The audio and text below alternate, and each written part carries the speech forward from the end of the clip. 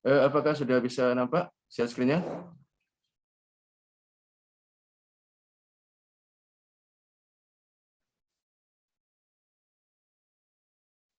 Belum, Pak. Semuanya? Bisa, Pak, tapi masih hitam, Pak. Oh iya, ya. Ditunggu sebentar ya. Oke.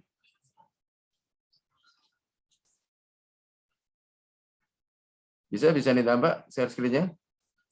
Masih hitam, Pak. Masih hitam? Sebentar ya.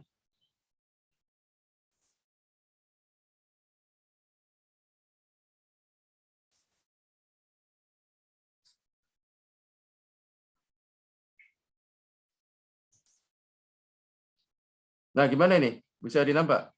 Masih hitam juga? Ya, udah, Pak. Udah bisa nampak? Udah, Pak. Udah ya? Oke, baik. Ya, baik. Oke, kita masuk pada hari ini mengenai pengertian etika dan teori bisnis ya. Oke. Nah, coba perhatikan di sini. Ini kita lihat dulu ya. Etika itu adalah berasal dari kebiasaan hidup dan aturan hidup suatu etika bisnis. Tapi nah, berarti bukunya sebagai refleksi mengenai sebagai manusia berdasarkan dirinya ke bisnisnya. Halo, jelas suaranya? Kalau dari keuntungan, dana keuntungan uang bagi shareholder. Apa arti kan dalam istilah shareholder itu? Halo. Nah, coba saya tanya aja ya. Gimana, Karin?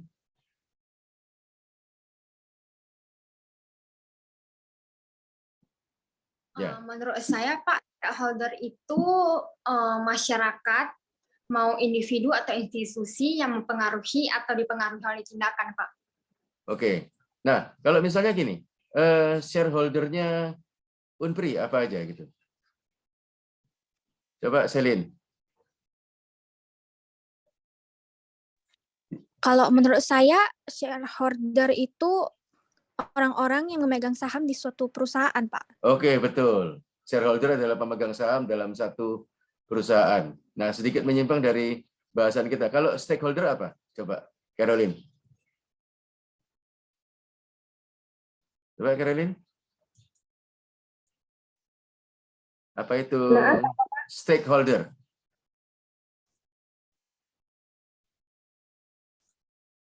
Gimana? Stakeholder apa?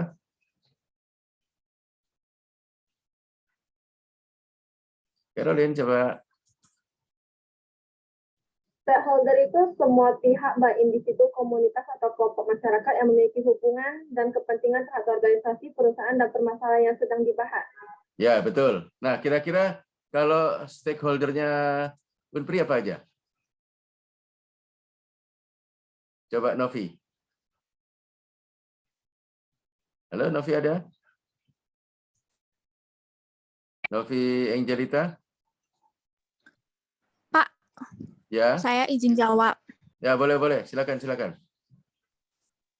Orang yang berkepentingan menurut saya di Unpri ada mahasiswa. Ya. Mereka berkepentingan untuk belajar di kampus Unpri. Ya, betul. Nah, lalu apa lagi? Contoh dari saya, Pak. Dosen. Ya. Yang lain bagaimana? Ada yang bisa menambahkan? Apa itu stakeholder atau siapa saja stakeholdernya Unpri? Coba. Siapa nih ya? Saya jawab ya. Saya tunjuk ya. Oke, Felicia, coba. Stakeholdernya Unpri siapa aja kira-kira? Tadi mahasiswa satu. Kemudian pihak-pihak yang lain gimana? Menurut saya dosen, Pak, rektor. Iya, betul. Lalu? Ya, baik. Supaya kita bisa lanjut ke ini, ke yang berikutnya, saya tambahkan. Jadi yang namanya stakeholder itu semua pihak yang berkepentingan dengan Unpri, yang termasuk itu pemakai lulusan-lulusan Unpri, alumni, dan semuanya. Ya, termasuk tadi ya, mahasiswa, kemudian dosen, struktural juga bisa. Lalu pemerintah, baik itu pemerintah Kota Medan atau pemerintah Provinsi Sumatera Utara, kemudian semua perusahaan yang memakai jasa kalian semua sebagai nanti tamatan atau lulusan Unpri itulah stakeholder. Jadi semua yang berkepentingan dengan Unpri itu stakeholdernya. Kalau shareholder tadi adalah semua pemegang saham Unpri ini. Nah, oke. Next ya, saya lanjutkan.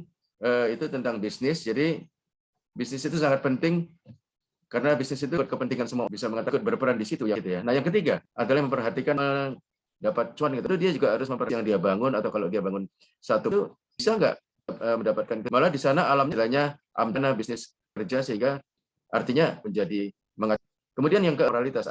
Ya sekarang mungkin mendirikan satu pasang di sana itu. Nah, belum tentu dia harus melempar sahamnya ini ke pasar modal. Kalau hanya perusahaannya itu PT, pasnya tapi harus diperhatikan.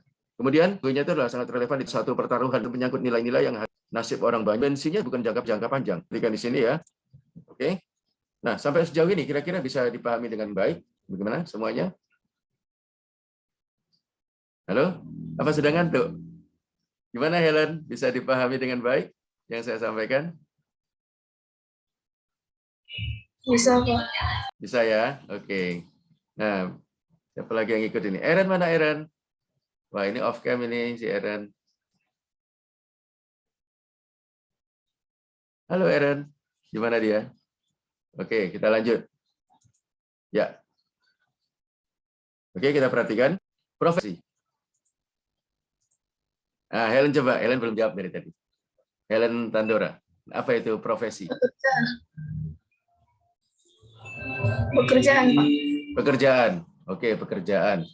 Nah, kalau orang itu buka usaha sendiri, wira swasta gitu, kira-kira apa itu termasuk profesi dia? Helen? Termasuk itu? Termasuk, Pak. Oh, termasuk. Oke, ya betul. Nah, jadi perhatikan di sini, yang namanya profesi itu, sekali lagi, pekerjaan yang mengandalkan keahlian dan keterampilan, juga punya moral yang mendalam. Profesi sendiri, itu artinya adalah, perhatikan di sini ya, berasal dari kata profesio, atau yang artinya mempunyai suatu dua pengertian, janji atau ikrar dan pekerjaan. Jadi orang yang punya suatu profesi, dia harus punya komitmen bahwa apa yang dikerjakannya itu harus sampai menghasilkan suatu buah atau menghasilkan suatu hasil gitu ya. Jangan nanti dia mengakui profesinya sebagai petani, tapi belum sampai buah tanaman yang ditanamnya itu berbuah, capeklah aku, malas, kemudian dia menyerah. Itu nggak betul juga kalau dia mengatakan dia berprofesi sesuatu tapi dia tidak sampai tekun. Nah itu. Nah, dalam arti sempit profesi juga berarti apa?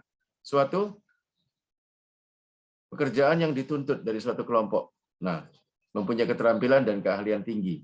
Nah, makanya juga kalian nanti sewaktu kalian nanti terjun di masyarakat, ini pasti sebagian sudah ada yang kuliah sambil bekerja ya. Betul itu kan? Nah, jadi profesi yang sekarang kalian tekuni itu, lakukan dengan tekun. Apalagi sekarang kan begini, masanya diberlakukan kampus Merdeka ya. Itu nanti di semester 7, 5-7 itu kalian apa? Artinya itu diberikan kesempatan untuk magang. Boleh kalian magang di perusahaan tertentu. Nah, kemudian di situ nanti dinilai kinerja kalian bagaimana. Tapi kalau yang memang sudah punya pekerjaan kian, ya sudah nggak apa-apa, anggap aja sambil kerja ya magangnya di situ juga. Nanti ada tim dosennya yang menilai juga kinerja kalian seperti apa. Nah, saya sedikit menyimpang dari materi ini, saya singgung kampus Merdeka dan Merdeka Belajar. Kenapa pemerintah merancangkan ini? Jadi di semester 5-7 itu kalian dibebaskan untuk kerja sambil kuliah gitu ya, sambil magang gitu. Supaya gini, pemerintah melihat selama ini tamatan-tamatan perguruan tinggi itu dia banyak yang punya gelar yang bagus, transkrip nilainya tinggi-tinggi semua, bahkan IP-nya pun tinggi. Tapi kemudian sayangnya nggak punya soft skill yang bagus. Jadi soft skill-nya itu atau keterampilannya, skill-nya itu nggak ada. Jadi itulah yang menyebabkan orang jadi kesulitan cari kerja. Nah, nanti yang kalian hadapi itu di dunia pekerjaan, dunia karir ya. Sering sekali orang bekerja itu nggak sesuai dengan gelarnya. Nah, artinya begini, kalau tertutup pintu untuk dia tuh bekerja sesuai dengan gelarnya, ya dia bisa cari uang atau menghasilkan satu penghasilan ya dari soft skill-nya itu atau dari keterampilan dia. Nah, misalnya nantilah, saya contohkan, salah satu dari kalian, tamatlah gelarnya SAK, Sarjana Akuntansi. Itu kan gelar yang tertulis di ijazahmu. Tapi kalau kamu punya skill yang lain selain gelar SAK itu, jadi skillnya bukan di bidang akuntansi, tapi di bidang graphic design, misalnya pandai mendesain suatu brosur, mendesain suatu hal tertentu. Nah, bisa cari uang dari soft skill-nya itu. Nah, itu. Makanya kalau punya hobi, dikembangkan. Saya beri contoh satu. Ada seorang teman saya, dia tamat kuliah sampai gelarnya dokter gigi. Tapi karena dia itu dari sejak mahasiswa buka private les ya, ngajar les di rumah gitu. Muridnya sudah banyak. Bahkan sampai pada waktu dia lulus dari dokter gigi itu, kedokteran gigi dia sudah punya murid kira-kira 70 orang. Nah, jadi dia sudah asik ya, sudah exciting dengan profesinya sebagai guru les itu, guru private lesson itu. Nah, sudah akhirnya dia nggak buka praktek dokter gigi. Gelarnya DRG itu ya hanya sebagai gelar aja. Tapi kemudian dia lanjutkan ngajar les itu, bahkan muridnya sampai banyak sekali. Nah, itulah jadi sumber income dia. Nah, itu kemudian orang berkata, lah sia-sia dong kamu sekolah dokter gigi. Dia bilang nggak sia-sia juga, karena saya dapat ilmunya juga, gimana saya harus teliti, harus sabar menangani pasien. Waktu saya kuliah dulu, kita praktikum, kita praktek. Tapi sekarang juga kesabaran saya itu dalam menghadapi pasien atau apa, saya terapkan juga untuk menghadapi murid-murid yang saya ajar. Nah, itu. Jadi disitulah kita bisa lihat bahwa dia tidak dapat sumber keuangan atau income dari gelar yang dia dapatkan itu, tapi dia dapat income dari soft skill-nya dia. Nah, itu. Kira-kira sampai sini bisa dipahami ya? Halo? Sudah ngantuk nggak ini? Belum ngantuk kan? Oke. Nah, sedikit lagi. Oke, ini mengenai profesi. Kemudian perhatikan di sini. Nah, yang jadi pegawai kantor dan sebagainya. Ya, seperti saya katakan sebagai A, sebagai B, tapi tidak patut dipertanyakan. Nah, biasanya orang yang profesional ada unsur dalam satu profesi itu dia ada pengabdian geluti atau prof masyarakat. Nah, itu. Kemudian untuk menjalankan profesi itu seluruh itu yang contohnya kalau dia jadi seorang dokter. Nah, itu kenapa diperlukan yang namanya UKDI, uji kompetensi dokter Indonesia. Jadi supaya betul-betul dia jadi dokter itu sesuai standar apa yang ditetapkan pemerintah, bukan dokter yang asal-asalan dia memberikan diagnosa atau dan sebagainya. Jadi ada etika atau aturan yang harus dia pertanggungjawabkan. Nah, itu. Nah, kemudian perhatikan di sini lagi. Yang keenam, kaum profesional biasanya menjadi anggota dari suatu organisasi profesi. Nah, misalnya ya, kalau kita tahu bersama di Indonesia, misalnya orang berprofesi sebagai guru. Dia harus biasanya ikut dalam PGRI atau Persatuan Guru Indonesia, Republik Indonesia, atau misalnya berprofesi sebagai dokter gigi.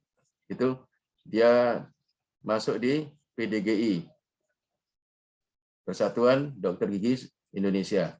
Atau yang dia berprofesi sebagai dokter, dia masuk di IDI, Ikatan Dokter Indonesia, dan sebagainya. Jadi artinya begini, kenapa kaum profesional itu biasanya menjadi anggota suatu organisasi profesi? Supaya pertama gini, ada komunitasnya. Nah, kalau ada komunitasnya itu jelas dia bergabung dengan siapa. Nah, itu. Kira-kira bisa dipahami sampai di sini? Ada yang mau bertanya? Karin, gimana Karin? Bisa dipahami sampai saat tahap ini? Bisa Karin? Bisa dipahami? Halo Karin? Bisa, Pak. Bisa ya, oke. Caroline gimana? Bisa dipahami? Bisa. Bisa ya, oke. Ya. Nah, Ellen gimana Ellen? Halo Ellen. Sampai sejauh ini bisa dipahami? Bisa ya? Bisa, Pak. Bisa. Oke. Ya, saya stop share sebentar ya. Oke, kita kembali ke layar. Nah, jadi perhatikan di sini. menyangkut profesi dan etika bisnis yang sudah kita pelajari ini, itu kita perhatikan bersama bahwa sejauh ini kita mengerti apa yang merupakan etika, yaitu aturan dan norma-norma yang berlaku dalam berbisnis dan sebagainya, tapi juga mengenai profesi, itu bagaimana suatu pekerjaan yang digeluti itu harus punya komitmen. Nah, itu yang harus kalian ingat. Semua itu perlu waktu untuk menghasilkan satu hasil atau suatu buah, kan gitu kan. Orang tanam mangga, nggak mungkin dia tanam sekarang, kemudian mau bulan depan berbuah. Nah, kan nggak mungkin kan. Tentu dia harus menunggu, apalagi kalau tanamnya dari biji, bisa-bisa 15 tahun dia baru dapat buahnya itu. Nah, kira-kira begitu. Nah, baik. Saya berterima kasih atas semua tanggapan kalian. Saya izin untuk ini ya. Saya